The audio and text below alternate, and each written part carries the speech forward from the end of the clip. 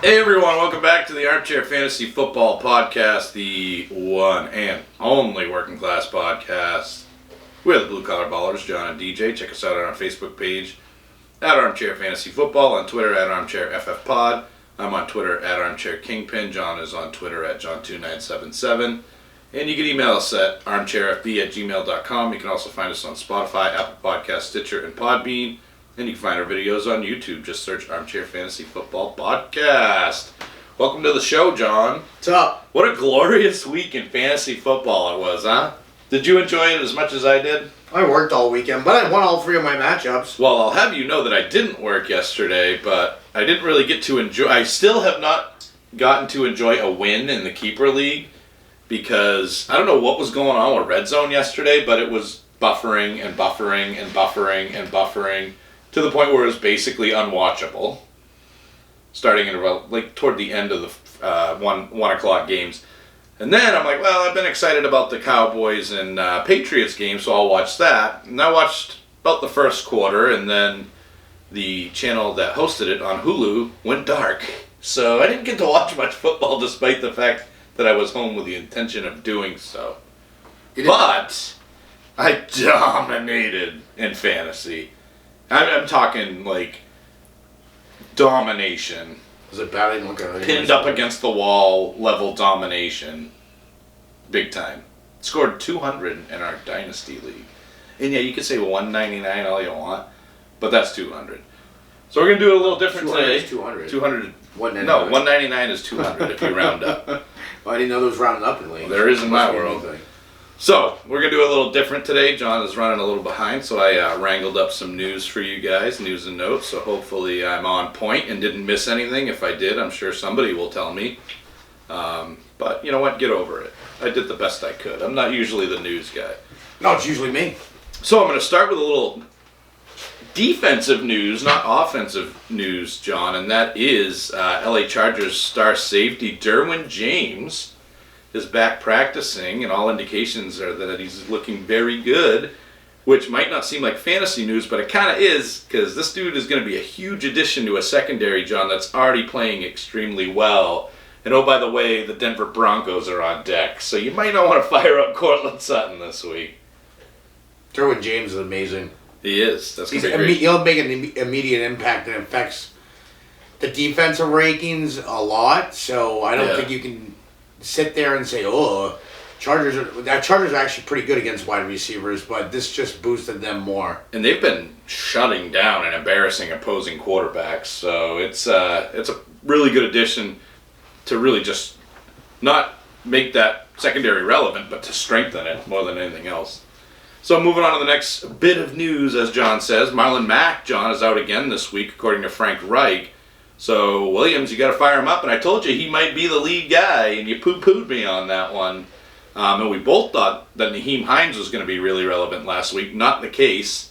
Only got you about 9 in PPR, which we expected a lot more than that. We expected over 10. But Jonathan Williams just steamrolled in that game, and it looks like he might have an opportunity to do that again this week, John.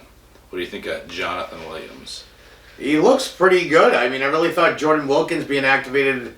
not activated, but coming back from injury or cleared from injury. I figured he was probably going to be involved, but it did not seem the case at all. I just hearken back to when Jonathan Williams was in Buffalo, and he was supposed to be the heir apparent to LaShawn McCoy, but kind of didn't work out that way for behavioral reasons or off-the-field reasons, whatever the case may be. So he does have talent. He's a talented guy.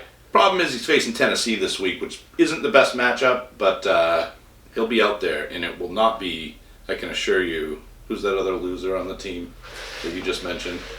Yeah, okay. Pascal?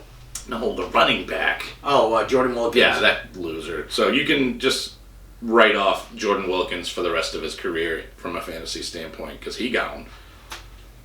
Coach Gruden told reporters, unfortunately, that Hunter Renfrow may be done for the season pending further tests on a potential broken rib and punctured lung, John. Ooh.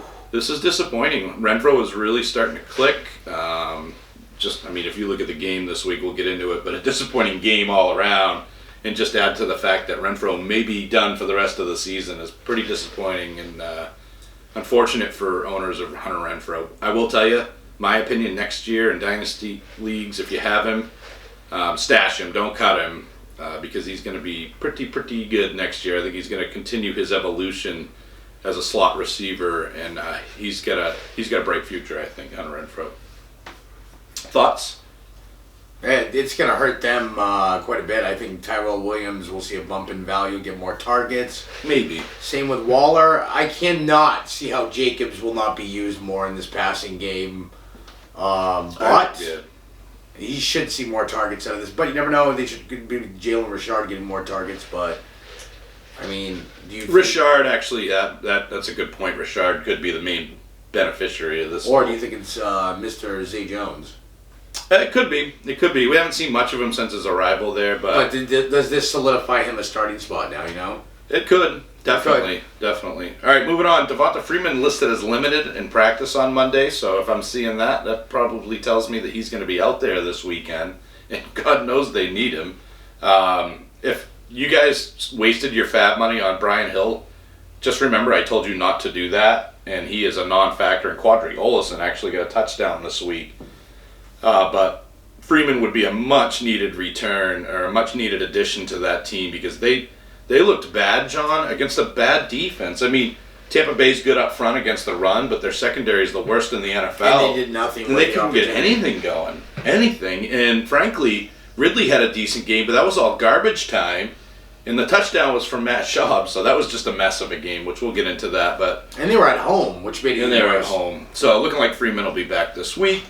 Andy Reid, optimistic that Tyreek Hill will suit up despite the hamstring issue. My only concern there is we lived this before, you and I, with Adam Thielen in the tag team league, and he went out there and immediately re-injured that hamstring. So that's a concern. Anytime you have an injury like that, a soft tissue injury, you know, John, the likelihood of being re-injured is fairly good. Yeah, high.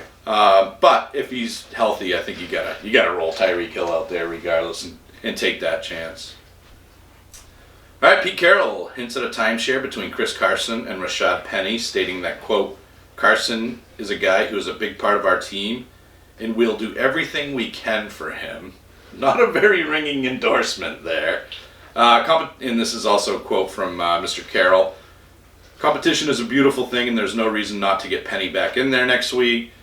I don't know why Pete Carroll's just figuring this out, John. I've been telling him all year that Rashad Penny is a better running back than Chris Carson. It's just the truth. He's a more talented running back than Chris Carson. He's shown more efficiency since day one than Chris Carson. And this week, when given a real opportunity, John, after Chris Carson did, guess what? Fumbled twice, and I know one of them was probably credited to Russell Wilson, but Chris Carson dropped that ball. Wilson snapped it. Wilson fell on the sword, and he said, well, you know, I changed the play at the huddle, or at the line of scrimmage, but I guess he didn't hear me. Well, when the ball gets put in your hands, you got to hold on to it. And Chris Carson just shows a huge inability to do that.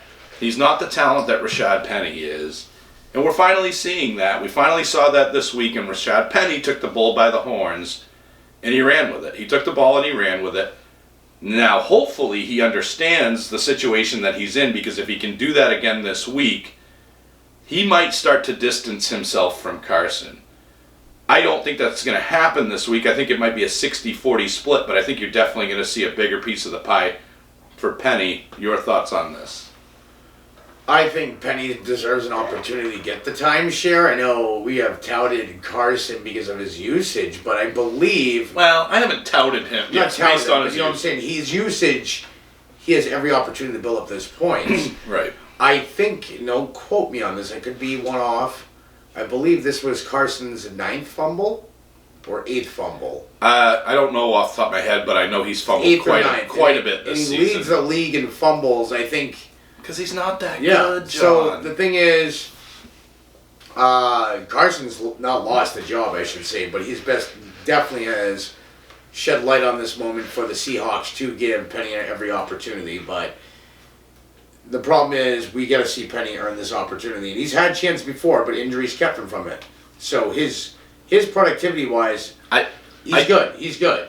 I disagree with you there because I don't think he's ever really gotten a real opportunity. No, he did, but he was injured that week. You know what I'm saying? Is he hurt or is he injured?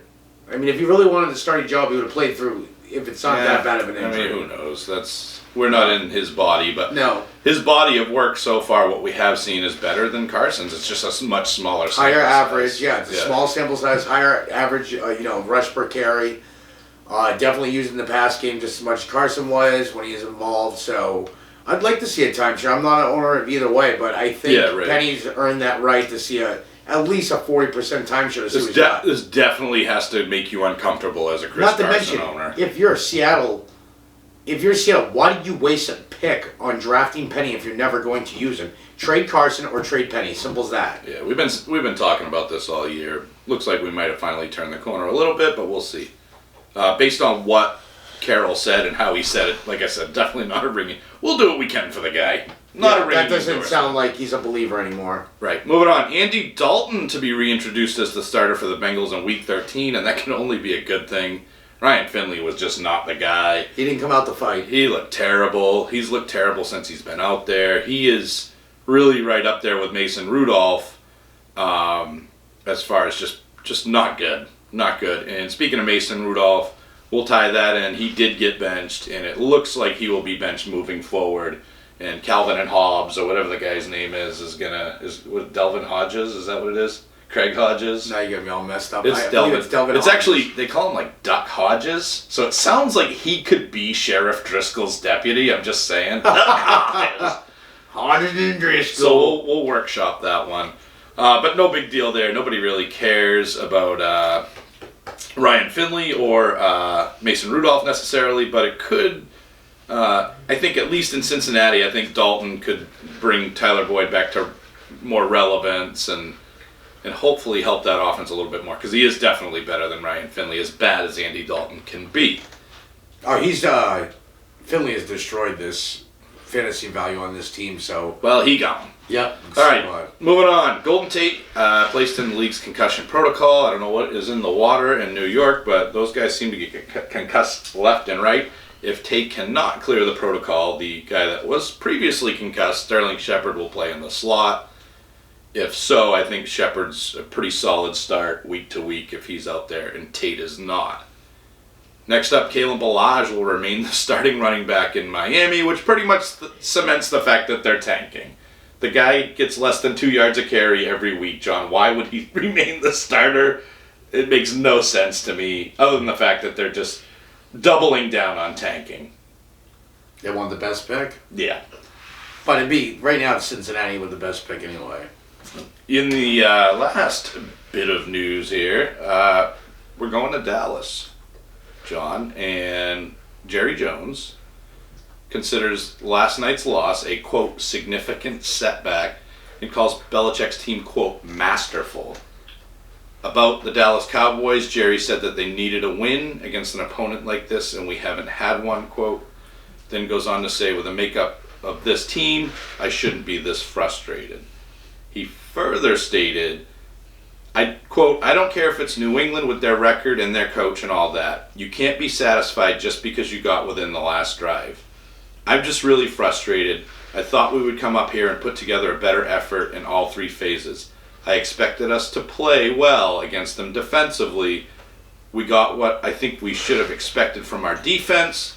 The other phases of the game, we can't come up here and play like that. And he's absolutely right.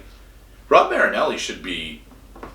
I mean, why is he not being talked about in a head coaching role as a somebody that could be considered a head coach in the making, I guess.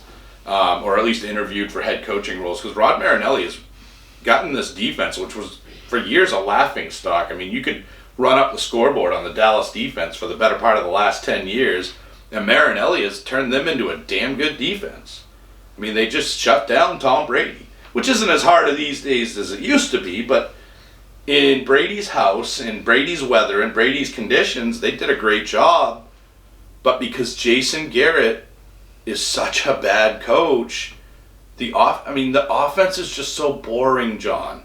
So if Garrett were to get fired, and for the record, I don't think it's happening this year, but if he were to get fired, I really feel like the offense only gets better. I mean, you're going for a field goal on 4th down, when if they would have stopped you, you would have put Brady way back. You know, it just doesn't make sense. None of the play calls make sense by this team. And it all is Jason Garrett. I don't care if Kellen Winslow is the offensive coordinator. When the game gets tight and toward the end of the game, Garrett takes over and he completely fumbles everything. He's got to go. And if he does, this team's going to be lethal. Very lethal. Depending on the coach that they get in there, maybe they just throw Kellen Winslow in there like they did with Jason Garrett and they're right back in square one. Right? Kellen Moore, sorry. They could probably have Kellen Winslow in there. But anyway, what do you think about Garrett? I think Garrett needs to go. Do you think it's finally happening at the end of the year, I guess is my big question. And if it does, what does it do to this offense? I want it to happen. The question is, does it? It should happen. Was Kellen Winslow the drunk tight end for New York Cleveland? Jets? For Cleveland. He's been here, there. Yeah, so I think probably would be better off with Kellen Winslow. I think Dallas needs to change. To me, Garrett's had his chance. They've always fallen short. More when he controls the offense, they're so much better.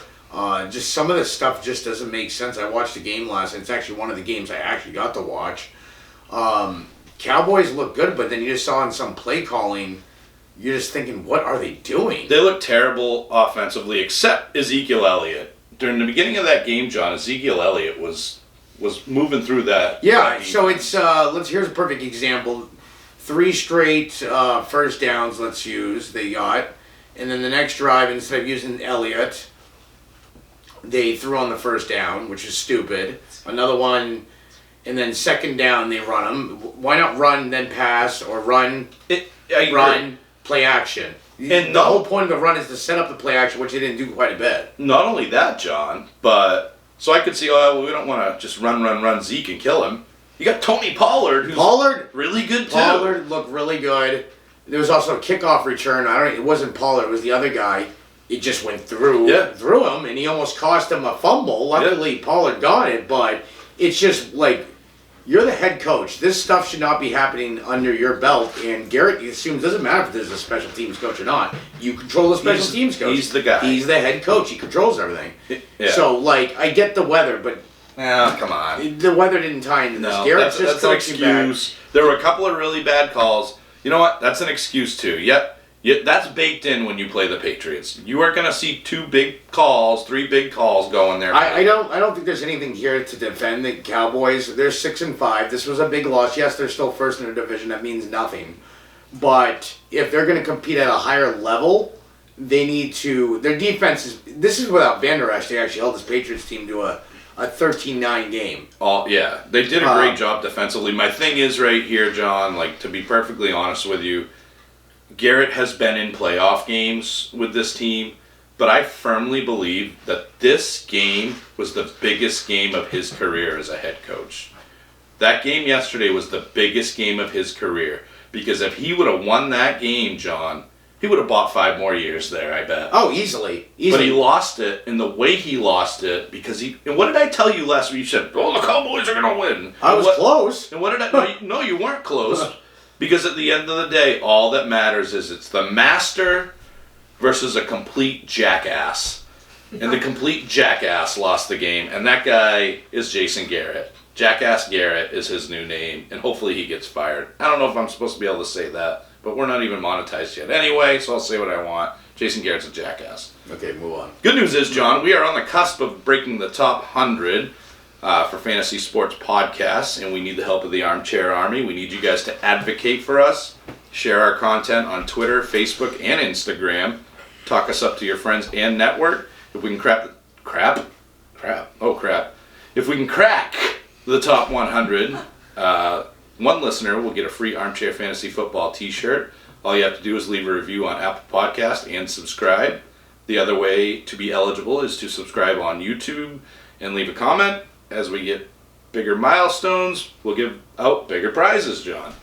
Let's start a revolution and show these other podcasts that are backed by big networks or podcasts that have all the resources in the world what the working class podcast is all about.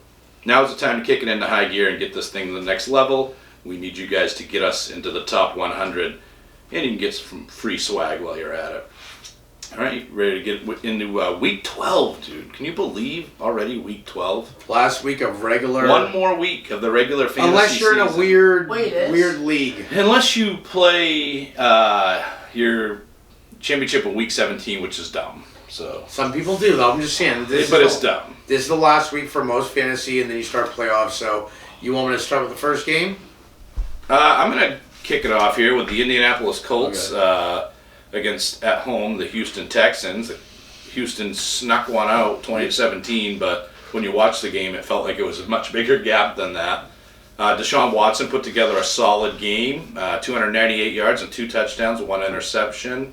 And DeAndre Hopkins made you feel good to own him. It was a warm feeling to own DeAndre Hopkins this week with his 6 catches, 94 yards, and 2 touchdowns. And Will Fuller returns in resounding fashion, 7 catches for 140 yards. Not much to speak of from the run game, but the triple threat there in Houston, Will Fuller, DeAndre Hopkins, and Deshaun Watson all came to play, John. Hopkins looked great. Mom was in attendance. I don't know if you know any story. Yeah, so go ahead. I'll let you. She is actually blind. She wasn't born this way. So is she a referee? Does she ref any NFL game? But no, he ended up. He plays. The thing is, when she's around. Was she? Sorry to interrupt, but was she the one that called those 2 tripping penalties last night? Was it DeAndre Hopkins' mom? It could have been. But no, she was in attendance. He just plays better when she's in attendance because he usually dedicates the game to her, and you can clearly see Hopkins had a huge day here. Yeah, he was awesome. This is the DeAndre Hopkins we like to see week in and week out. Even with Fuller getting most of the attention, Hopkins still went off. Yeah, Hopkins still had 8 targets. Will Fuller did have 11 targets. Deshaun Watson just has such good chemistry with both these guys, and it was nice to see it really come through. All 3 of them had big games despite only 20 points for the team.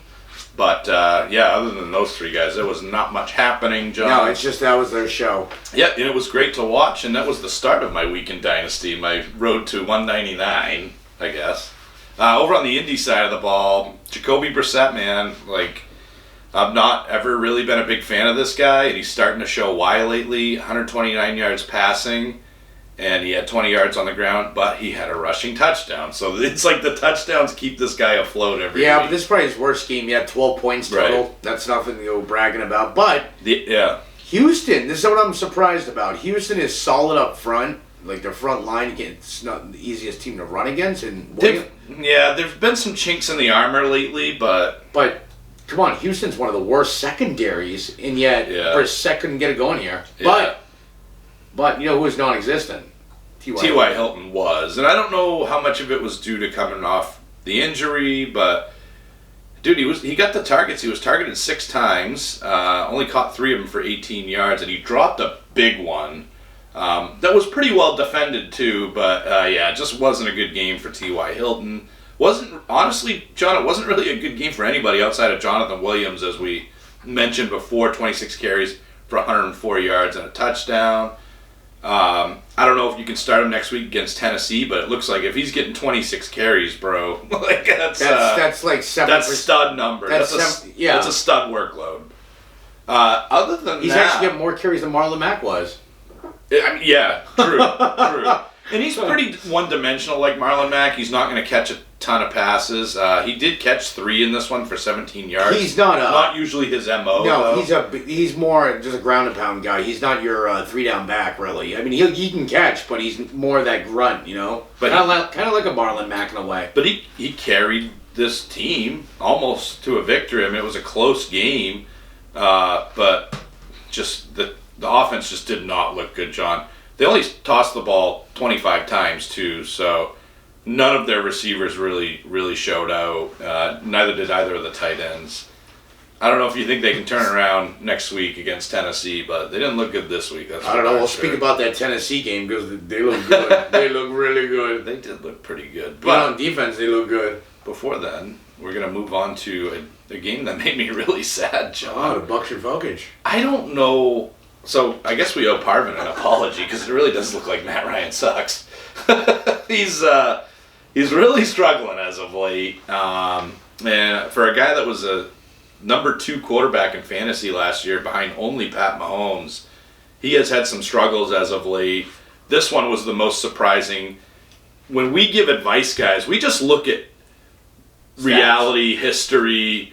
We look at the truth. We look at what has actually happened, and we use that to predict what's going to happen. And what's real is the Tampa Bay Buccaneers secondary is the worst in the league. What's real is that Atlanta was playing at home. What's real is that Calvin Ridley and Julio Jones are receivers on this team.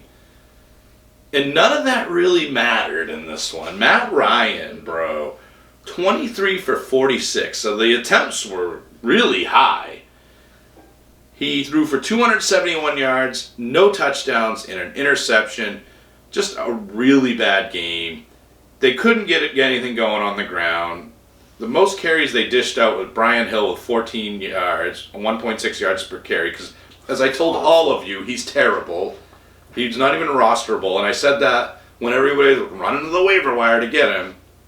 And he was outperformed by Quadri Olison, who had 8 carries for 20 yards at a whopping 2.5 yards per carry, whose day was saved with a touchdown. Like I said, John, they could really use Devonta Freeman because this running attack is just awful. Well, I think it's affecting the whole offense. Not to mention Olison and Hill, even if they don't have a ground game going, like, for much, Devonta Freeman just adds almost like a James White-esque kind of receiving back. And, of course, they're missing Hooper, too. Yeah, Hooper. And that doesn't help. But still, you get these weapons. I mean, Ridley and Jones should take a lot of pressure off the other receivers. Gage did step up. He had 8 catches for 76 yards on 10 targets, so that's something you wanted to see from Gage. He actually Russell engaged in this one because and we started him in the tag team league. But I mean, Julio's seeing the targets. Ridley, 14 targets, 6 catches, 85 yards of TD. Julio had 9 targets. Yeah, but he's still missing those TD. That's the one thing that always concerned me. I love Julio. One of my favorite players.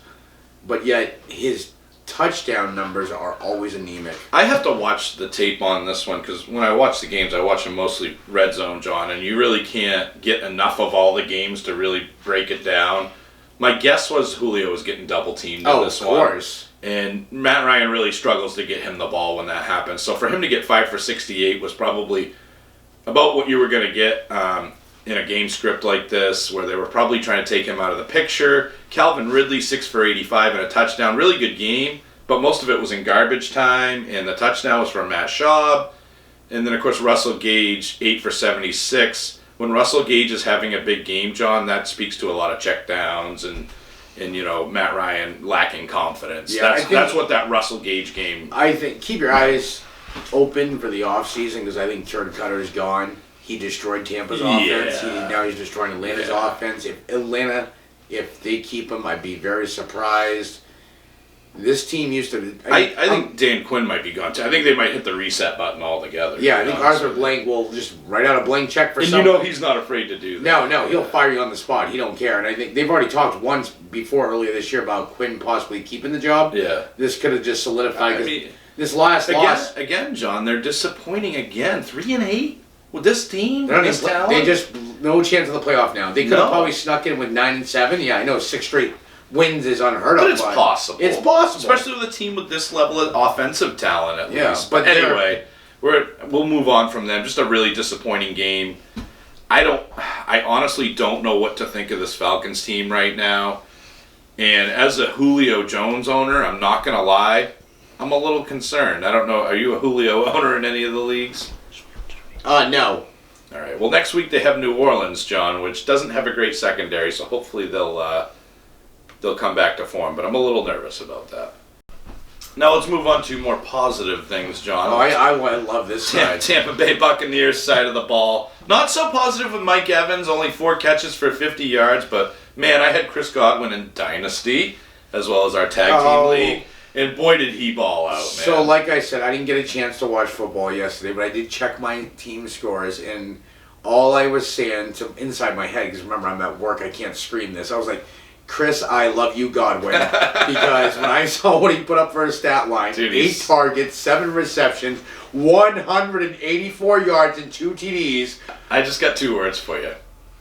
He good. He really good. So, thank you, Mike Evans, for taking the pressure off of him. Yeah, man. And letting Godwin get open. He had a great day. Evans, low floor game. Yeah. 8 targets, 4 catches, 50 yards. You know who else had a good day, John? And I wish that Bruce Arians would start to notice. Ronald Jones is doing everything he can to earn a full-on starting role. That one, but they're still splitting carries. But I think it's because that one fumble. That one fumble he's holding against them. So Jones had 12. Did you see the touchdown? No, I did not. He just was like, I'm a man, and I'm getting this touchdown. So Ronald Jones had 12 carries for 51 yards. TD. He also had 3 catches for 16 yards. Nothing great, but he had a decent day. He's getting passing work, which is good too. But then you look at Peyton Barber, 11 carries for 32. Like, what are we doing here? The only thing I can think is that in the fumble last week, I think he just has trust issues. You know what I think? The only thing I can think is Bruce Arians is a stubborn old fool. That's what I think here. And Ronald Jones put these guys in a position to win a lot more than Peyton Barber does. And they did win the game, and they trounced Atlanta, but I just don't understand it. And frankly, I believe that Dare, the boogeyman, deserves more of a role than Peyton Barber does. But I don't know. You mean it's 1 carry for 12 yards? These old school coaches, though, are just so stubborn and stuck in their ways, and that's why Bruce Arians will never win a Super Bowl. O.J. Howard is still non-existent. O.J. Howard's cuttable. Cameron Brake, did he play? Yeah, he had 1 target for 0 yards. So dude. Maybe he's in the doghouse. That was bad. So really, it was the Chris Godwin show, and of course, Ronald Jones had a solid game, and Jameis Winston, let's not forget him. He did throw 2 interceptions, but threw for 313 yards and 3 touchdowns. And John, I don't know if you're aware of this, but I saw an interesting stat today that says he's got a chance to lead the league in touchdowns and interceptions. Yes, isn't that weird? No, because it's Jameis, but anyway. He's got 22 touchdowns and 20 interceptions, guys. That's hilarious. Because only Jameis Winston. But he is averaging 308.3 yards a game. Yeah. 308. Yeah. That's wow. That's all I gotta say. So moving on to the Denver Broncos, who lost 20-3 to the Buffalo Bills in Buffalo. John, I was kind of fading Josh Allen in this one a little bit, but the dude had a decent game from a fantasy standpoint. Only 185 yards passing, but he had 2 passing touchdowns. Did have 1 interception, but he also, John, added 56 yards on the ground on 9 carries. He looked like a poor man's Lamar Jackson out there. Yeah, I mean, I didn't expect Allen to do this well. Okay, Denver offensively is horrible. We know that. But their secondary is lethal. Their front sevens aren't even horrible either. They're actually, I want to say, a top 10 defense still.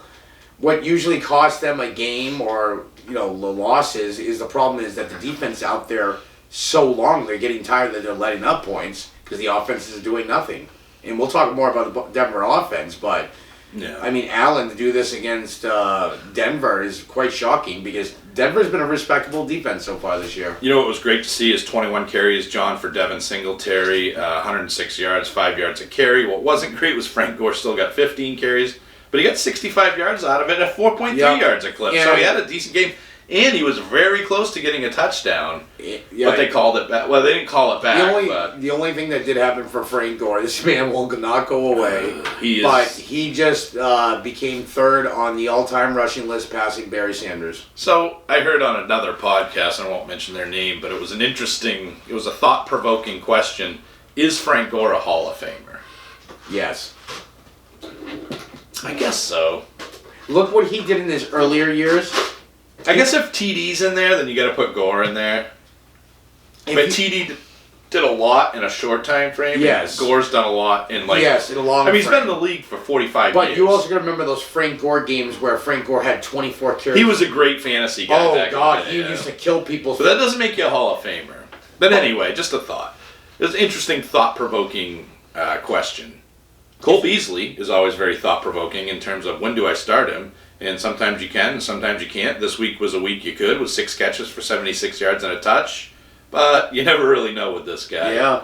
Other than that, I mean, not a huge game for anybody necessarily outside of those guys.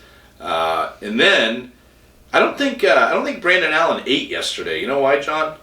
Because the Buffalo Bills defense stole his lunch 10 for 25, 82 yards and an interception. That's about as bad a stat line as you're ever going to see. Lindsey had almost more total yards than he did. It was bad. No, I'm being serious, guys. And then there was even talk, and I didn't put it in the news because he's probably going to suck too, but there was Drew Lock talk coming out of Denver after this one, and I don't blame him. Dude, you're going to get me on this rant again, and you haven't even said anything, but just see your face right now. The backup running backs in this league that have taken over for starters are ruining fantasy football this year. Because Joe Flacco, wasn't that bad, man. And Brandon Allen is that bad. Phillip Lindsay, 13 carries, 57 yards. Didn't look bad. I was watching the game and Lindsay looked good. But Royce Freeman's irrelevant. 2 carries for 20 yards, which is great. He had a long of 13, so it wasn't just one big, play. It was, a 7-yard run and a 13-yard run. But 2 carries ain't going to do it. He's a handcuff at this point, right? And then looking at the receivers, dude, Cortland Sutton, 1 for 27. Which we figured he'd be on lockdown. We thought it would be bad, but and you're grateful for the 27 because thank God it was actually a big play. And then, of course, Noah Fant 3 for. There's really nothing to speak of here, John, in terms of fantasy. Phillip Lindsay. This is a tough Buffalo defense and a bad quarterback. Phillip Lindsay had 68 total yards. Yeah. Brandon Allen 82. Yeah, yeah. That's bad. This is what happens when a good defense goes against a trash quarterback in their house. Yeah, I say start Drew Lock at this point. You have nothing to lose. Your team, your offense is already anemic, and at this point, they're not going anywhere. Let's be honest. They have no chance for the playoffs. They're 3-8. They're done too. Yeah. So I say, why not test things? Why not? Give everybody a chance to play there, and let's see what they got. Let's move on to the next one. New York Giants lost to the Chicago Bears in Chicago. We'll start with Mitchell Trubisky, who I guess had a pretty good fantasy stat line. He did have 7 carries for 18 yards and a touchdown on the ground. He threw for 278 yards and a touchdown through the air. Also threw his obligatory 2 interceptions. Not a terrible game for Trubisky, but this is one of the worst defenses in the league, so, he should have a good game. But he did get Allen Robinson back to form. Jalen Ramsey was nowhere to be found this week, John. So Allen Robinson was able to put up 6 catches for 131 yards and a touchdown. A huge game there. Anthony Miller, John, does it again. 6 catches for 77 yards, so he's looking more consistent, but again, really easy matchup, so it's hard to really gauge that. And then Tariq Cohen had 7 catches for 29 yards and 6 carries for 25 yards. We had a decent garbage day for you. It was the garbage man rolled into town for Tariq Cohen. But David Montgomery, bro, 13 carries for 22 yards. Not good, and he hasn't been good for a while. I'm getting nervous about David Montgomery. And frankly, you look at Miles Sanders, you look at David Montgomery, the rookie running back class this year is looking a little rough. But as far as David Montgomery is concerned, against the Giants, 13 for 22, are you concerned? Yes. Please elaborate. Cohen's still there. Cohen's not being used like a third down back. Cohen's being used as a committee back. That concerns me. Montgomery usage was going up. Now it's trending back down. Yeah. I think they think, or maybe the Bears, I don't know what their thought process is here, but I think they feel like they have to use Cohen because, to me, he's part of their offense. They can't drive downfield without him, it looks like. Well, I think what's happening, John, is teams are focusing on Trubisky and focusing on Montgomery, and they're daring Chicago to make Trubisky beat them, which happened this week, but it's not likely to happen. So I think teams are game planning specifically against Montgomery. And they're happy to give up the 6 catches for 131 yards to Allen Robinson, but they're probably still going to win the game. Unfortunately, it was the Giants this week, and they can't seem to win anything. But I'm very nervous about David Montgomery, despite the matchups, because I think teams are just keying in on him. This was a great matchup, and it didn't happen. Not to mention, Chicago does have no use of its tight end, which is not right for this coach, that, Nagy. Yeah. He always uses a tight end, and what's his name? Trey Burton's been... He's been hurt. He's been hurt, and you can't use your tight end. That's a major loss for the offense. I mean, honestly, they have done nothing with their tight end. They didn't even target a tight end. Thank you. So if you don't target a tight end, how do you expect to get? Yeah. I mean, most teams. But they won. Yeah, which I guess is good. But anyway, we'll move on to New York. This is probably Eli's last year in New York, right? Yes, he becomes a free agent after this year. Well, even so, they'll probably cut him, I would think. Why don't they just put him back in there, dude? Because Daniel Jones, I mean, the good thing about Daniel Jones is he got 2 touchdowns in this one, but he only threw for 150 yards, and he's got a little bit of the Konami code. He can run, and had 27 yards rushing here on 2 carries. But the problem here, I think the bigger issue is, there's specifically for Saquon Barkley. There's a lot to unpack for Saquon Barkley. Number one, it's a bad offensive line. Oh, even the upgrades they did a year ago are still not good enough. They're not upgrades. This team needs to draft a lineman, kind of like the Colts did with Quentin Nelson, and just take it. I think it's bigger than that, John. I think they need to do what Jerry Jones did and just keep drafting linemen in the first round. I mean, if you believe in Daniel Jones as the future, then which I'm not so sure they do at this point, but you got to protect him. But not only that, but you got to protect Barkley too. Yes, but if that team does this, let's say they just go lineman first round, second round, they could actually rebuild this team and be a better fantasy team. And you can't sit there and say Daniel Jones stinks or Barkley stinks. So what did they get for Beckham? They got a first rounder, as far as I understand it, as far as I can remember. So I think they have 2 first rounders next year. So, and they might even have more than that. Offensive line, offensive line, offensive line. I'm curious to see what because their defense stinks too, but at least you got to give your quarterback a chance, number one. Number two, so that's number one. Their offensive line is trash. Number two, the offense is trash. But I think that's in large part to the offensive line. So that's number 2 problem for Barkley. Number 3 problem is I think the ankle's still bothering him. I can't imagine it's not, because we know what Barkley is capable of, and I think you would agree it's not 3.5 yards per carry. I think you would agree it's not a guy that has one big play in the game and that's it. Barkley is so electric as a talent. He's so good as a pass catcher. He had 2 catches for 1 yard, John, on 3 targets. This is not the Barkley we saw last year. So I think it's the offensive line, the offense in general, and I think he's still banged up. For me, and I am an owner in Barkley, for me, I don't understand why the Giants, who have Wayne Gallman, wouldn't just shut him down. You think they will? No.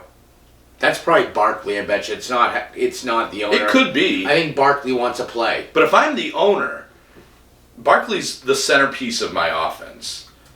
I'm going, and that's why I'd probably be a bad owner, because I'd be meddlesome, but I'm going to the head coach Shermer and saying, look, dude, it might be a bad idea. We're 2-9, probably not getting anywhere this year.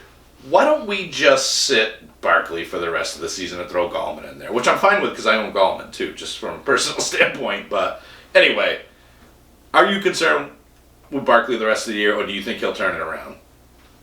I'm concerned. I don't think he's playing 100%. I agree. I think he has the love for the game that he doesn't want to give it up or shut it down. But the issue lies deeper here. The numbers are affecting the whole team. Get Ingram out, or Ingram not 100%. The receivers can only step up so much. Barkley can only step much. To me, they need linemen. The good thing is next year for 2020, Giants are number 12 for salary cap space. So I suggest they use that $63 million they'll have and a half, or right around there, in cap space to go shopping. I would get Trent Williams does not want to become a Redskin anymore. He does not want to. And he almost went to New York. Yep. So it was very close. Let's say they get him with the New York Giants, and you draft a first rounder. And I think they have at least 2 first rounders. No, I checked. They have 1. Really? Yeah. Okay. Well, that's strange. So, to me, if you're the Giants, you invest a first round pick, you invest a free agency signing, because think about it, their receivers are young and talented. They're not bad, and they may have a couple of seconds. But anyway, I don't want to belabor the point on New York. We all know that they're a hot mess right now. I am going to double down on Darius Slayton, though. I like this kid a lot. I think he's a superstar in the making, and he had a solid game. He had 4 catches for 67 yards on 7 targets, which I think is the more important number. His target numbers seem to be more consistently rising. Golden Tate, 3 for 33 and a touchdown on 7 targets. Caden Saroyce, 5 for... Oh, no, Caden Smith. Sorry. Sorry. It's not your That's my son. Caden Smith had 5 catches for 17 yards and a touchdown as well. That helps no one. Nobody started Caden Smith. Right? Am I right? All I'm thinking is my son's name. Yeah. Yeah. You could probably start Caden Saroyce next week and get more points than Caden Smith. But who is this guy? Should we be looking at him on the waiver wire? No, Tom? I don't think so. I think it's a 1 week wonder. Okay. You can try, but that's not on week 13 if you're trying to make the playoffs. No, it's kind of a big week. Very, very risky. If you're playing based on the fact that, okay, let's say someone like me, we are such in a tie in our league of record that I could take that chance because it may solidify me the points I need to dig underneath. But I'm based on the fact that I'm not making the playoffs. So I can sit there and make that crazy move. Someone that's fighting for like a Roto championship, no, don't do it. Don't be stupid. You're fine. I won't do it in my dynasty or tag. No way. Just in my league of record, I might take that chance this week. All right. Pittsburgh Steelers at the Cincinnati Bengals. I actually picked the Bengals to win this game. It's just, you watch this team. They're not even running at full speed, John. They are in full tank mode. And they've got the upper hand on any other team in the league because they're 0-11. Obviously, Dalton's going back in there. I think they have to at least make it look like they're trying. And with Ryan Finley out there, they don't look like they're trying. He had 192 yards and did have a touchdown thrown to Tyler Boyd, who came back. He's back, John. Tyler Boyd had 5 catches for 101 yards and a touchdown. I'm watching this game with my son Andrew, and I said, imagine that. If you involve your best players, you score touchdowns. Yes. And you have a chance to win. Not a great game for Joe Mixon. It's because he wasn't used in the passing game. I was going to say that before you interrupted me, and I think we're working on interruptions, right? Are we working on that? Yes, I'm okay. We're working on Mixon. that. So Joe Mixon, 18 carries for 79 yards, but as John Michael Thomas me right there, he jumped in and mentioned that he did not get used at all in the passing game. They're just giving up, and it's unfortunate because there are some guys that should be fantasy relevant on this team, and they're just not. Maybe Dalton helps that, but even with that being said, for me, it's Mixon and Boyd are really the only 2 guys I'm trusting at all, and I don't really trust those guys at all. I don't know about you. If you, it's hard to this team. They need to fire Zach Taylor. He's awful. I get he was a new coach, but he has done an awful job. You got to at least try to win a game, man, to keep your job. And I don't. Don't you think he was a bridge coach all along? Though? Yes. Like they're like, I guess we'll. You know what Zach Taylor is? Remember when we used to play like kickball and you would pick your teammates? Yeah, the schoolyard. He's the last. He was the last pick. He was the last pick on the schoolyard, and it's showing. And I think they're just trying to get that first overall pick to get this kid out of LSU, which it looks like they got a pretty good chance at. So we'll see next year. For this year, they just got beat by the Pittsburgh Steelers.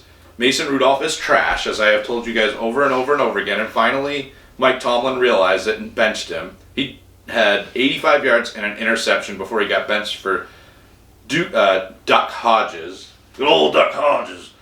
He got 118 yards and a touchdown in the short time frame that he was in there. So he actually looked pretty good. I wouldn't expect much out of him moving forward. I wouldn't go running to the waiver wire for him. Benny Snell, John. So this was really strange to me. Because Jalen Samuels has been the guy. Like, he is the only guy on the offense that they actually use. And it completely shifted to a now healthy Benny Snell, John. 21 carries for 98 yards. An excellent game there. He even caught a pass for 5 yards. Benny Snell is somebody you want to look at the waiver wire to possibly snag. We don't know if Connor's healthy. We don't know if he's going to be healthy. I could see the Connor situation as all of a sudden he's on IR and he's shut down for the year. It'd be the smartest thing to do. Because they're 6-5 though, so that's the only thing that gives me pause on that. But I think Benny Snell is worthy of a waiver claim. Would you agree with that? Yeah, I remember I mentioned Benny Snell last week, and I said, because remember everybody's touting Jalen Samuels. I said, yep, and I said he's not a great runner. He's a good pass catcher. Snell Jr., now that you get the opportunity, he is the better. He's like a round and pound. Yep, definitely. he won't catch you a million passes. He's a ground and pound back, but as you can see, almost about 4.5 yards a carry. Had a good game. To be specific, he had 4.7 yards per carry, but yeah, a good game. The other guy I think that is waiver wire worthy here, John, is James Washington, because I think he's starting to separate himself from Johnson as the number 2, or in this game, number 1 receiver. He had 3 catches for 98 yards and a touchdown, but led the team in targets with 7 targets. So he's someone we talked at the beginning of the year that he was an unseat Moncrief. Yeah. But I don't think he's had the quarterback changes, you know what I'm saying? Yeah, it's been a mess there.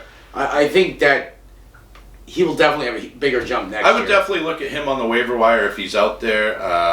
I imagine some leagues he's picked up, but he's probably available in a fair amount of leagues, especially in like 10-team leagues, and you could pick up worse guys. So moving on, this was a feel-good game, John, because I called it, man. I said you could pretty much start everybody in Cleveland, and that's what happened. Cleveland beat Miami 41-24. I said start Baker Mayfield. He had 327 yards and 3 touchdowns. Did have 1 pick. I said start Nick Chubb. He had 21 carries for 106 yards. I said start Kareem Hunt. Not as good, but he did have a touchdown. And Nick Chubb got a touchdown as well. Kareem Hunt, 8 carries for 37 yards and a touchdown. 2 catches for 9 yards. So he had a good day from a fantasy standpoint. I said start Jarvis Landry. 10 catches for 148 yards and 2 touchdowns. Won you a week, didn't he? Oh, wait a minute. This is the first time I started a quarterback that got me over 30. No joke. I started Baker this week. Yeah, I told you to. Yeah, I started started Baker this week. He did fantastic. And then Landry, thank you for making it rain, because I love stacking. I told you that too. Hashtag revenge game. I also told you to start Odell Beckham Jr. at 6 catches for 84 yards and a touchdown. And Nick Chubb, I'm sorry, you also had 3 catches for 58 yards. This is a better game. What's that? Usually Chubb doesn't see this kind of coverage. No, not with Hunt, especially not with Hunt out there. It was wheels up for the Cleveland Browns, as I predicted. I told you guys to fire everything on the Cleveland side of the ball, and if you did it, it paid off for you, because the Miami Dolphins are just that bad. You know who's not that bad in fantasy? Ryan Fitzpatrick, dude. I mean, he's kind of bad in real life, but 214 yards and 2 touchdowns. And the sneaky thing about Fitzpatrick, John, is that he's got the Konami code, and nobody ever really has given him credit for that, but he's always been good on the run. He had 5 carries for 45 yards and a touchdown there.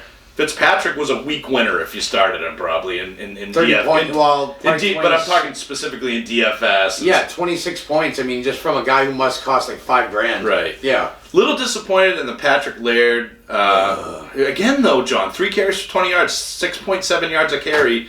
Caleb Ballage, 7 carries for 13 yards, 1.9 yards per carry. And that's why I sit here and tell you this is further proof that they're just tanking. To leave Caleb Ballage as the lead back, and maybe it's a smokescreen, and they don't want other teams to think that they're going to use Laird more. Well, the only thing I can think of, they had team meetings and said, Laird did too good the week before, we're not giving him use. Yeah, we can't. Because he was not just touted in fantasy. Everybody saw what we saw. He's better. DFS, so many people played I bet. Because he was dirt cheap. He had a great week last week. He had a high usage. And that and a dime didn't buy him a cup of coffee. People lost their weeks because of him. You know who's been winning people weeks is anybody that starts Devontae Parker every week. 6 catches for 91 yards. One of the most consistent wide receivers, John, in the game right now. And Allen Hurns, fresh off a new contract, rewarded the Dolphins with 4 catches for 42 yards and a touchdown. And Albert Wilson even made an appearance. 6 catches for 33 yards. Not a huge game, but he at least showed that he's still alive. And Mike Gesicki caught another touchdown on 3 catches for 28 yards. So he's an interesting spot start. I said Gesicki. Remember I said... But you can't trust him. No, but I said if you were desperate this week and you needed a tight end fill-in, I said Gesicki as a fill-in. And this was... 10 points. Largely a fantasy bonanza game. Right? It was. It was golden. Especially on the Cleveland side of the ball. I was picking my spot. I'm like, I know there's going to be a game where everybody in Cleveland is startable. And it was definitely, of course, against the Miami Dolphins. That was definitely the game. They still have a chance to make the playoffs. The Dolphins? No, the Browns. I was going to say. No, not Dolphins. No, the Browns definitely do have a chance. And they're gaining momentum right now. Yeah. And they were having fun out there. And Odell looked like he was having fun. They've kind of... Well, the whole team fines came out for the Cleveland Browns and the Pittsburgh Steelers, which I still don't get the fine thing. How Mason Rudolph got technically fined more money than Myles Garrett. Yeah. It makes no sense. But they're moving on from the Garrett thing from now. Mason Rudolph got suspended by God because he's benched now, so Karma. it all It's worked karma, out. yeah. But apparently, I guess, from what I'm reading, Myles Garrett, as long as he just pretty much holds off with this suspension indefinitely, He'll be back next he'll year. be back next year, it looks like. This is not going to be a... And he doesn't have a history of No. this. Anyway, let's move on. Carolina at New Orleans. New Orleans won 34-31. This was a fantasy bonanza. Drew Brees, 311 yards and 3 touchdowns, 1 interception. So this was that big old game you wanted from Drew Brees, and he came through for you, unlike Aaron Rodgers. Running the ball, Latavius Murray only had 7 carries, but he got 64 yards and a touchdown, so a good game for him. Alvin Kamara was bad for a large part of this game, John. I don't even know if he had a full point at halftime, but he finished with 11 carries for 54 yards, which is still pretty efficient at 4.9 yards a carry. And he caught 9 passes, John. He caught every one of his passes, every one of his targets for 48 yards. So he surprisingly ended up with like 18, 19 points. But it didn't look great. You know who looked great? You know who looks great all the time? Michael It's Thomas. really annoying because I don't want him in any league. But it's, as John would say, Michael Thomas. 10 catches, 101 yards, and a touchdown. How is he not being touted for MVP? It's a great question. How is he not? That's He's a really doing good this question. every Because he's a week. receiver. Doesn't matter. He's put Receivers never get the love. his though. totals right now are almost Antonio Brown level, and he got an MVP. Yeah. But yet there's no talks of Michael Thomas. Yep. There isn't. I will tell you what I was wrong about this week, and that was Jared Cook. 6 catches for 99 yards and a touchdown. Yeah, He had a great game. On the other side of the ball, man, Christian McCaffrey, guess what his yards per carry were? On the 3. ground. 2.9 yards per I carry. didn't look either. That's bad. But he got a touchdown. And he got 22 carries. But And then in the air, he got 9 catches on 9 targets for 69 yards and a touchdown. This is one of the best run defenses in the league, John, and the guy still gets 30 points. what did I say last week? McCaffrey has a safe floor at 15. I'm starting to dislike him. Because he's so good. Well, 2.9 yards a carry ain't good. No, but it's his... Okay, one, he got a touchdown on rushing. He's like Chris Carson, but talented. So when he gets the Chris Carson workload, it's 30 points his every week. usage. He literally plays on It's every ridiculous. snap. It's 100%. I don't even want to snap talk count. about him anymore. And then on top of that, he's so involved in pass game. He's going to get over 2,000 all-purpose He's yards. gonna get hurt. He still hasn't. He's Well, Superman. we'll see. And he leads the league He now. must be on the Tom Brady avocado steroid ice Sweet. cream. I love McCaffrey, guys, if you haven't noticed. Yeah. McCaffrey also... You don't own him, do you? Yes, at Dynasty. Oh, okay. Thank you, Mr. McCaffrey. Yeah. But McCaffrey, let's be honest, he now leads the league with 20 total touchdowns. He could end up, honestly, All right, with let's move on. 25. I told you not to start Curtis Samuel. John told you to start him. You should have listened to me. I told you to start DJ Moore. 6 catches for 126 yards and 2 touchdowns. He good. Listen to me, guys. Listen to John, too, but listen to me. Wow. When it's a 50-50 split, you gotta go. You gotta go. What is it? The runner wins. The tie goes to the runner. I'm the runner. I don't know, you just had me confused on what you just said. Tie goes to the runner. You never heard that before? Oh. 5 catches, 44 yards for Olsen. Nothing great there, but yeah, it was really DJ Moore having a huge game. Christian McCaffrey and Kyle Allen, John, 256 yards and 3 touchdowns. When nobody on the planet started him, the whole planet started him last week in a great matchup. So you know what that means, John? Kyle Allen is a horrible human being. He went off. All right, next up on the list, John, is the Oakland Raiders, or what's left of them. I didn't expect this kind of game. In New York, got dominated by the Jets, if that's even a thing. Apparently it is now. Let's go through Oakland first, because there's really not much to speak of here, John, and nothing positive, that's for sure. Can I say what you want to say?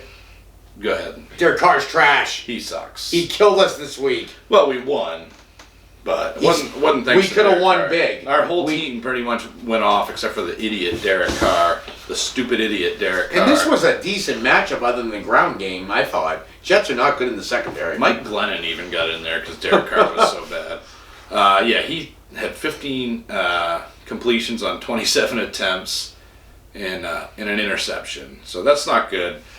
And on the ground, he had 2 carries, John, for 4 yards. So that's not good either. He had single-digit points for a quarterback. That is just unacceptable. And obviously that affected everybody around him. Josh Jacobs was really bad in this game. He was only targeted once through the air. He had only 10 carries for 34 yards. I mean, I'm just going to make it short and sweet. Nobody had a good game here. The best game out of all of these players was Jalen Richard with 6 catches for 47 yards, which is why I will double down on Hunter Renfrow being out. I think Richard is the guy that's going to benefit the most from that. And that's really all there is to talk about from the Oakland side. Do you have any thoughts? Yeah, this was just a bad game for Oakland. I mean, they should have dominated this game through the air, even without Renfrow. Used Jacobs more. I mean, he was barely used. They used Richard a lot, but here's the thing. They just, I don't even know what happened. You were down 13-0 at halftime and you just got owned in the third quarter, so you just give up? I'll ask you one more question. Is Waller mania over? He's hit a wall. He definitely has hit a wall. He's hit a wall. That's my opinion. I think teams have figured him out now, in a way. He still sees a high amount of targets, but they've kind of figured out that we can't leave him open. So I would temper your expectations. Like a 10-point floor is about to see if he hits 7 here. All right, on the Jets side of the ball, Lev Bell had a great game. Johnny had 12 carries for 49 yards at 4.1 yards a carry. He looked like the Lev Bell of old in the passing game, 5 catches for 59 yards. No touchdown here, but got you around 15 points in PPR, which is great. And there was a zombie out there. Risen from the dead, Robbie Anderson, 4 catches for 86 yards and a touchdown.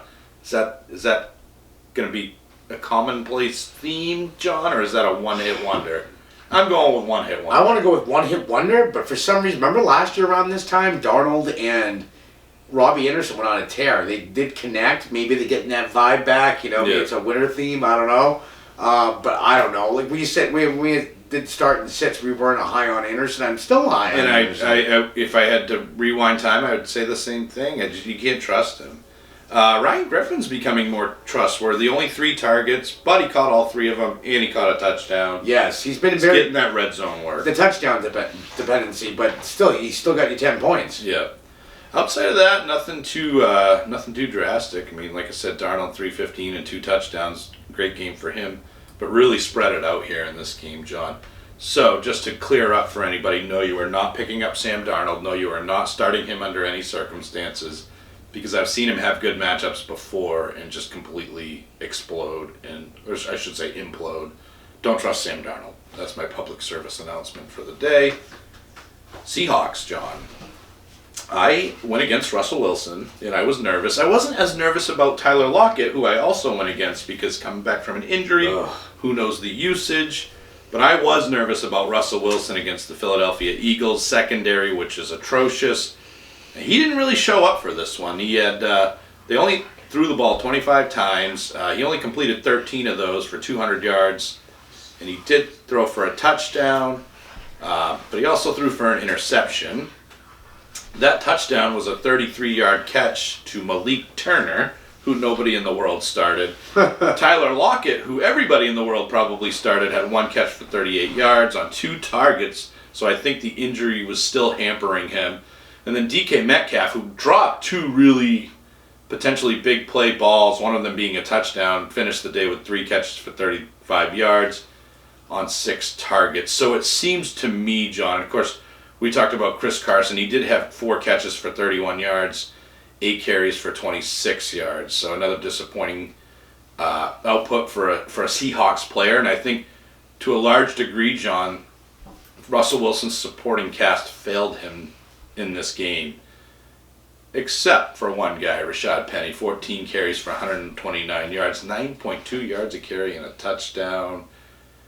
But yes, I think Russell Wilson's boys failed. Which is eye-opening because the Eagles are very good against the run. They're pretty good against the run. So yeah, that's that might tell you guys, statement. Penny, how Penny is talent-wise, guys. He does have the talent, and to roast an Eagles team, I believe that is the last 3 years been in the top 5 for rushing against the run. He just popped off on him. Yeah. So I get one of them was 58 yards, but it doesn't matter. He's still, even if you subtract that, he still had 13 carries for 70 yards, still averaging almost 6 yards a carry against this stout run defense. So I'd spend some fab money if he's still available. Yeah, no doubt. Oh, yeah, you have to. Rashad Penny is a must pickup. Oh, yeah. A must pickup. But I doubt he'd be available. And I'd spend a lot of fab money. I'd spend it all. I would go all in at this Your stage. fantasy playoffs start next week. Every red penny you have, send in there. Philadelphia side of the ball, Carson Wentz did not have a good game. Threw 2 interceptions. Did throw 1 touchdown, 256 yards passing. I kind of poo-pooed Sanders. It wasn't a terrible game. 12 carries for 63 yards, which is pretty efficient. He also added 3 catches for 23 yards on 5 targets. So his receiving work, John, is keeping him relevant. Outside of that, it was Zach Ertz. Zach Ertz, 12 catches for 91 yards and a touchdown. I told you guys it was coming. The resurgence of Zach Ertz was coming. I told you for a few weeks in a row, don't worry, everything's going to be okay. And it is. Zach Ertz is back. Dallas Goedert, John, didn't have a great game. 7 catches for 32 yards. It got you 10 points in PPR, but got 8 targets again. So I don't know how much of this is due to the injuries. A lot. I don't know how much of Wentz, his inability to get the ball down the field is due to the injuries. I'm guessing you're thinking yes, and I probably wouldn't disagree with you. Yeah, I mean, they had Greg Ward starting here. Anybody know who Greg Ward is other than a backup? They re-signed Jordan Matthews. I did think J.J. Arcega-Whiteside was going to have a better game, but, I mean, it wasn't terrible. He got like 7 points. I just think that he's too raw, is the best word to use, and I think he's been involved. That's why he's still too raw. But he's very similar in style to Alshon Jeffrey, so I thought it would make sense, but just not a good game. No, for him, I think it's going to take him another year, probably get to the pace, but this definitely, Dallas getting the targets is all based on the injury. I mean, no Alshon, no Deshaun Jackson's been out forever. You know? Sorry, Miss Jackson. Ooh. Oh, wait, that's Lamar. Sorry. Speaking of sorry and guys getting fired, let's move on to the Detroit Lions, John. They went into Washington's house and got beat by Washington 19-16. Sheriff Driscoll only had 207 yards and a touchdown. Also threw 3 interceptions. So like I said, John, you can't trust these backups. Just when people thought Sheriff Driscoll was going to be a good start, I said no. Avoid, go away, run as fast as you can from Sheriff Driscoll, and he went through 3 picks for you, if you happen to start him. But he got that little Konami code. Yeah, well, that didn't do much.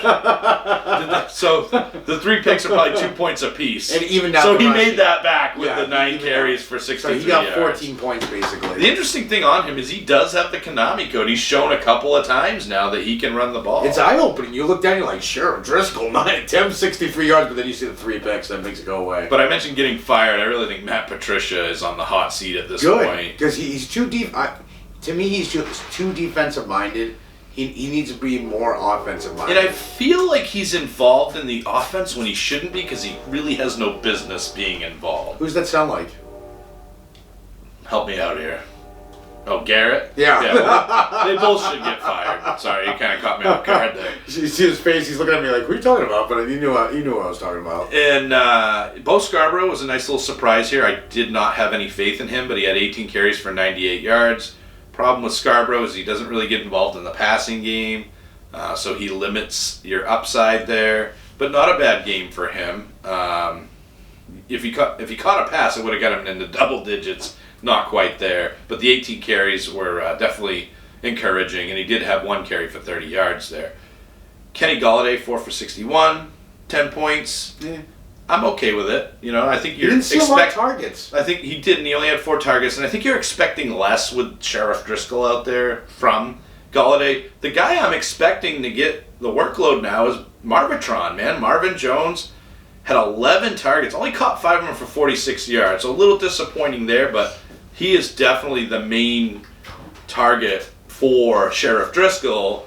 And not so bad for Matt Stafford either. Stafford was really starting to target him a lot down the stretch there. So I don't know who's going to be the quarterback there moving forward. I know Detroit has got to be begging to get Matt Stafford back, but I don't know if he's going to be right for this week. My guess is not yet.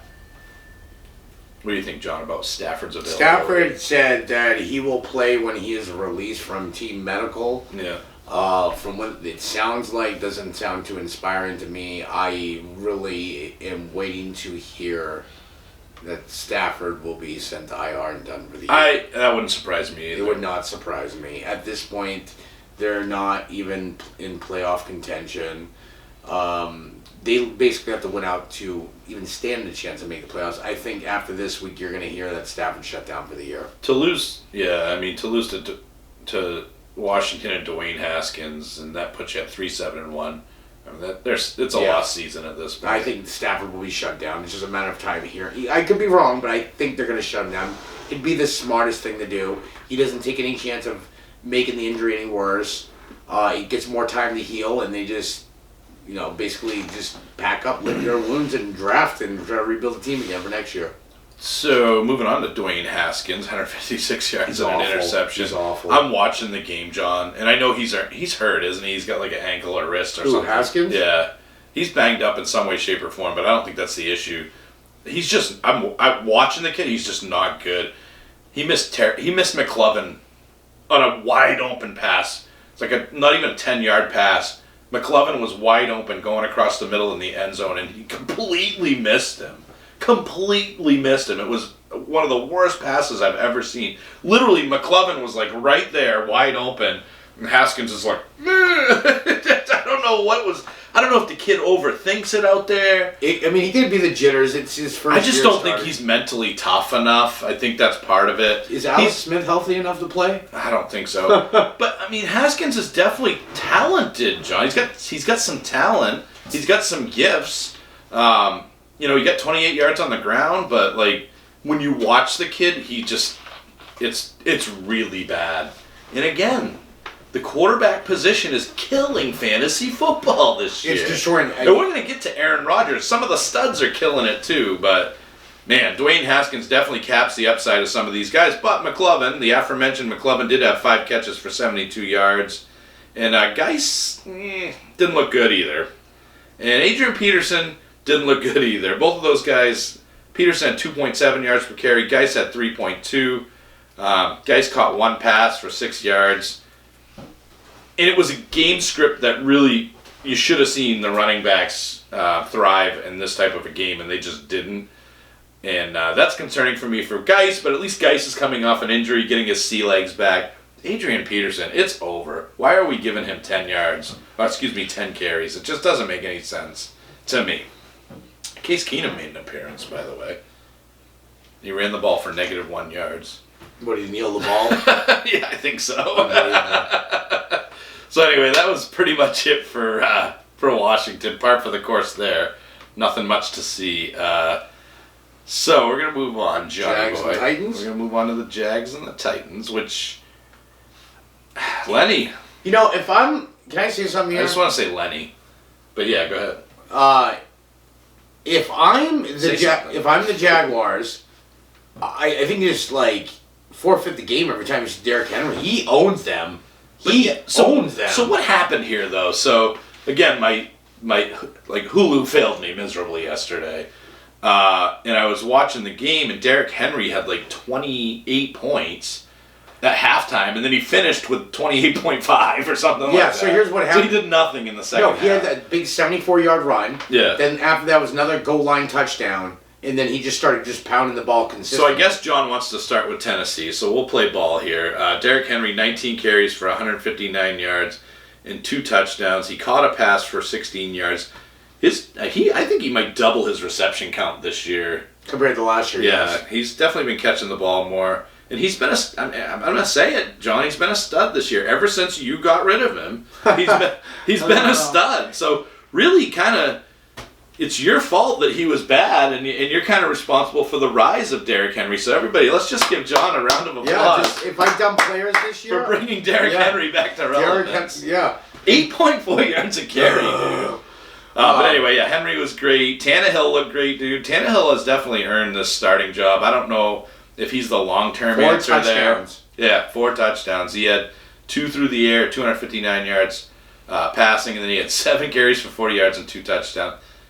Is he the long-term guy there, do you think? Or do you think they're going to kind of weigh their options? He's winning them games. He's keeping them. I still think they're going to roll with him as the more star. You know what I'm saying? Yeah. As the starter for now. I would say the offseason they may be looking. And he's performing really well. A.J. Brown had a great game, 4 for 135 and a touchdown. But is he trustworthy? Is he trustworthy? And the other guy, Corey Davis, I'm beginning to think it's Corey Davis that's the problem. Because Tannehill had a great game. They scored 42 points, and Corey Davis was just Do you think he's down just because of all the past? And he's just done? I don't know, but he's a bust. And he was supposed to be awesome. Yep. And we haven't seen it. And A.J. Brown's definitely the head receiver, the lead receiver there. He's the number one in Tennessee. But what does that do for you on a week-to-week basis? A.J. Brown, the number one receiver on Tennessee, got 5 targets. That's the number one receiver.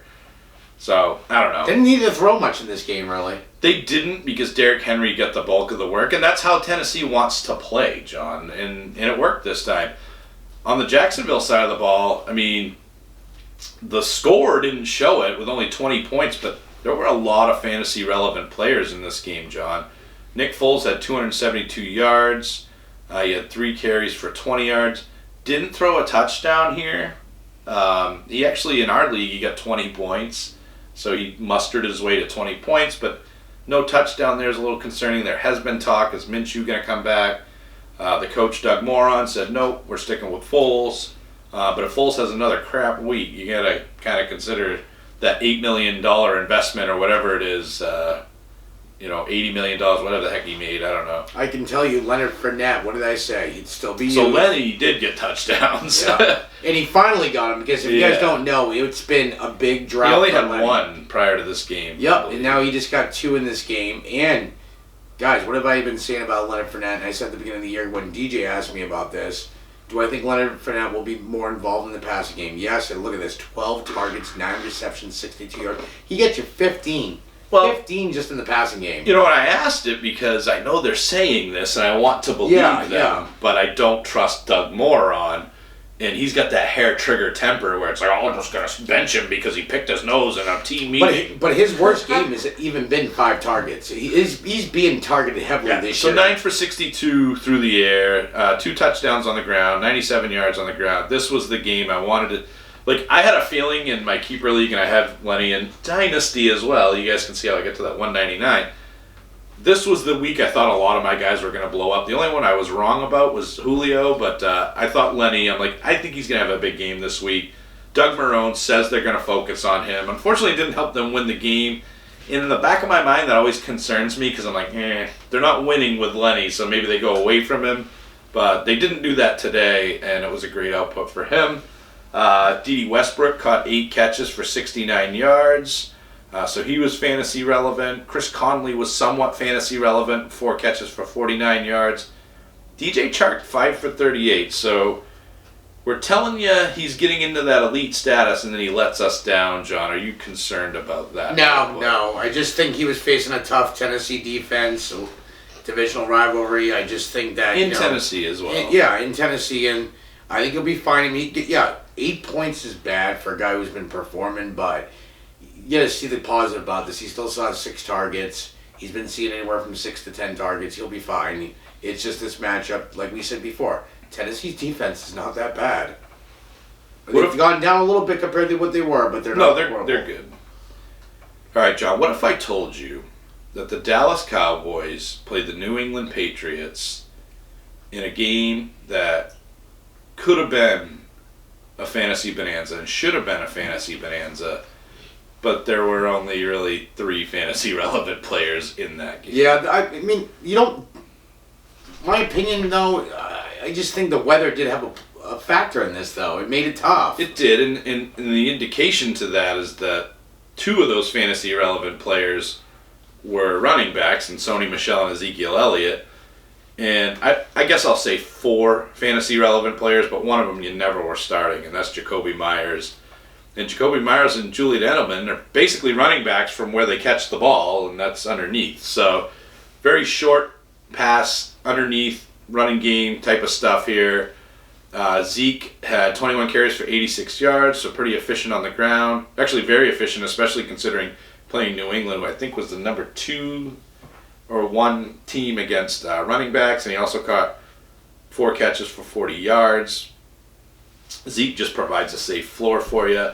And then, of course, Sony Michel, 20 carries for 85 yards. So while I say he was fantasy relevant, he didn't really get you 10 points, but he had a pretty decent game. He did run at 4.3 yards per carry, which is encouraging. No, watching the game, they just, like you were saying earlier before, Garrett just bad play calling. James White was trash in this one. James White was barely used. Yeah. I'm telling you, it was even bad. Tom Brady was trash. I'm telling you, Tom Brady, guys, the decline is here. And Dak Prescott sucked today. And Dak Prescott, John, doesn't have the best schedule down the stretch. I would be very worried if Tom Brady or Dak Prescott were my fantasy quarterbacks going into the playoffs. I'm just saying. You agree with that? Are you going to text the whole time? Or we got a podcast going on here. You going to start taking it seriously today? Yes, I am taking it seriously. That. Sorry. Sometimes I got to beat him up, guys. No, I just got to wrap up some holiday stuff. All right, that's dynamite. All right. What do we got next on the docket there, Johnny boy? I think we're down to the Sunday night game and the incomparable bad man. Oh, your game you love. He's a bad man, all right. He's bad at football now, and that's Aaron Rodgers. 20 completions on 33 attempts for 104 yards, John. That's 3.2 yards per attempt. That is a bad running back. 3.2 yards per attempt is a really bad running back. This defense, okay, here's the thing. They've been saying San Fran, have they faced the tougher teams? They faced a few, but now you're facing a contender. Definitely a playoff contender. The Green Bay Packers, possibly a Super Bowl contender. And the 49ers proved here that they're the better team. So, yeah, and that, like I started Aaron Rodgers and I still won, despite his buffoonery. I started him, and in my mind, I'm like, you know what? He's probably not going to have a good game. And we discussed it last week when we were doing starts and sits. But I can justify him having an okay game based on these certain things. And like I said, we discussed it last week, so I'm not going to go over those again. But there were some points that I had that could equate to him having a decent game. Didn't work out. And I didn't have high hopes. I'll be perfectly honest about that. That's why I said, you're not starting him, but here are the reasons that if you did, you could feel a little bit better about it. This was the worst. Actually, the worst case scenario was him not getting a touchdown, which he did throw into Devontae Adams. Who you have. Who I also have. So this was almost the worst case scenario. Aaron Rodgers, John, next week, he has the Giants. If you have Aaron Rodgers right now, which I do, I'm not feeling good about things. But I have seen him have some great games this season. But I'm nervous about going into the playoffs with him. If he doesn't have a great game next week, John, against New York, I'm looking for other playoff options. Honestly. New York should be a match he gets right, though. Have you ever seen Rodgers have 2 implode games, though? I wouldn't say this is an implode game. This was Dude, he's had... Most of his season has been imploding games. He's been awful this year. He's been terrible. Have you been watching? I know you're not an owner of him. But I'm just saying, I'm not an owner of him, so I don't watch him as every awful. move. But I can definitely tell you, what have I said before? This team has no number 2, and it's hurting them. Jimmy Graham, I think it does have a number 2. I think MVS is a talented guy. They have Lazard. They have Allison. They have depth at the receiving position. And frankly, they have Jamal Williams, who caught 7 catches for 35 yards and also had 11 carries for 45 yards, 4.1 yards a carry. So guess what, John? Jamal Williams was once again more efficient than Aaron Jones, who had 13 carries for 38 yards. In case you're not good at math, that's 2.9 yards per carry. And he had only 1 target through the air, John. This is why, Aaron Jones finally earned his music last week. And he did everything he could to unearn it this week. Aaron Jones is a fantasy... He's a fantasy dynamite. He could blow up in your hand during the playoffs and cost you a win. And he makes me nervous, and I'm glad I don't own him. I actually traded him for Tyler Boyd in the offseason in Dynasty. And frankly, all year that's been looking like a bad deal for me. But at the end of the day, he just scares me. And here you see him against a tough defense and what happens, and it's ugly. And for Jamal Williams, John, to perform against this tough defense, it's just 1 week it's going to be Williams and 1 week it's going to be Jones, right? So back and forth. You don't know who the number 1 back is anymore. And Jones has become touchdown dependent as of late. It's not good, dude. Plus, we don't know LaFleur's mindset. LaFleur. Maybe he's taken that approach going back and forth to keep him fresh. The hot hand. Yeah. Yeah, take the hot hand. Why? Because you have playoffs coming up, too. Might as well cap both backs for the playoffs instead of pounding and pound one. Well, I know who doesn't have the hot hand, and that's Aaron Rodgers. And the homeboy did get sacked 5 times, so that's not good either. And this offensive line is not protecting Aaron Rodgers, so that's a problem, too. If I don't see 30 to 40 fantasy points against the Giants, John, I'm looking for other options regarding Aaron Rodgers. I just am. Other side of the ball, Jimmy Garoppolo, handsome Jimmy, 253 yards and 2 touchdowns, which has been a pretty common stat line for Garoppolo. He's been pretty consistent, had some clunkers, but this offense is good, man. Even when they're banged up, they're good. Tevin Coleman, 11 carries for 39 yards and a touchdown. He also had 2 catches for 10 yards. Not a bad game there. Raheem Mostert got 6 carries for 45 yards and a touchdown. So that's kind of what, and he also had caught a pass for 22 yards. That's kind of what we were hoping to see from him the week before. Just didn't really happen. It stinks. And even Jeff Wilson had 27 yards on 2 carries. So the running game looked really good this week, John. And then George Kittle just handing out stunners left and right. George Kittle scared me when I heard he had a broken bone in his ankle. Broken ankle. Is how it was worded. Yeah, but it's. But when you read the headline, it said broken ankle. It's actually a broken bone in his ankle. And what scares me about this, I thought, well, maybe he's gonna play because he'll be a decoy. He was not a decoy here. George Kittle don't do decoy. I didn't think so. He's a man. And you look at guys like AJ Green, injury divas like AJ Green, and then you look at guys like George Kittle that play with legitimate injuries that probably shouldn't play. And he gets 6 catches for 129 yards and a touchdown. That's a bad man right there. George Kittle is awesome. First game back. Also on my dynasty team. You guys see in the common denominator here? I got an all-star squad. Also on my keeper. Actually, I have them in all 3 leagues. You have them in all 3 leagues. Yeah, so we're cooking with fire there. You were worried about that. You're like, I have them all 3. I know. So look, you know who else I starting to get some good vibes on? A guy that I've been touting all year, Deebo Samuel, John. He only had 2 targets, which is a little bit worrisome. But he caught both of them for 50 yards and a touchdown. Deebo has been involved. And that's good to see. And I think next year, I told you, this guy's a superstar in the making. Little nervous about Emmanuel Sanders, 1 catch for 15 yards, but I just think he's still hurt. And I honestly think the team's 10-1, John. Might not be a bad idea to give him a rest. Another day of rest. Well, they're 10-1, they're playoff bound. So now It's a matter of, might as well just, why wither them down when they're going, you know what I'm saying, real playoffs, not fantasy playoffs. Yeah. Just let them rest. Get other people involved. I mean, be healthy for the real playoffs. And I think that's what they're doing. They're not using Sanders much. I think, they're probably nervous about the Saints, who are only 1 game back from them. And that's probably the real threat in terms of taking over that number 1 seed. I don't think there's really any other team in the NFC that's capable of doing that or close enough to do that. So I get that they're nervous about that, but don't the playoffs matter more? And you got a capable guy like Deebo Samuel, and you got a stud like George Kittle. If I were them, I would probably rest Emmanuel Sanders. You don't like that if you're a fantasy owner, but I just don't think it's a bad idea. It's the right thing to do, though. Interesting week this week, John. I can't wait for this coming week, the final week of the fantasy season, week 13, and then it's the playoffs. It's playoff time, and in our leagues, we go to week 16 on a Roto championship as well, so we keep playing right down the stretch. Playoffs. What we're not going to be playing on Wednesday, though, John. We're only going to do 2 shows this week. The recap show that we just did, and then the start-sit show for next week. So just 2 times this week, but thank you for listening, and we'll catch you next time.